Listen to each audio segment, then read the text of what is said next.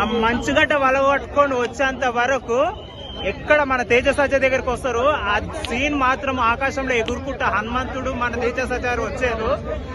అది ఒక రేంజ్. ఏమంటారు, హనుమాన్ చాలీసా చూశారు కదా, చిన్నప్పటి సంది నాకు హనుమాన్ చాలీసా అంటే చాలా ఇష్టం.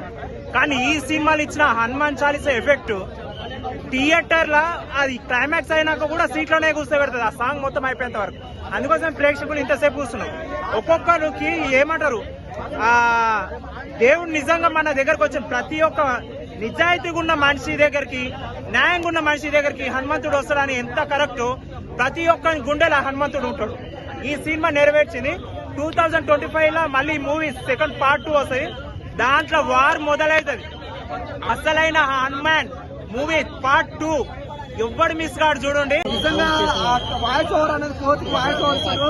మాస్ మహారాజా రౌతయ్య నాకు చాలా బాగుందన్న. వండర్ఫుల్ గా వాయిస్ ఒక బేస్ ఉంటుంది. ఆ బేస్ అనేది చాలా కనెక్ట్ అయిపోయింది. సూపర్ అన్న. సినిమా మాత్రం నీట్ గా ఉంది. నాకు తెలిసి ఈ సంక్రాంతి మాత్రం హనుమాన్ బ్లాక్ బాస్టర్ హిట్. ప్రతి ఒక్క ఫ్యామిలీతో వచ్చి చూడండి, చాలా బాగుంది భయ్య. సినిమా అయితే నీట్ గా ఉంది. Thank you.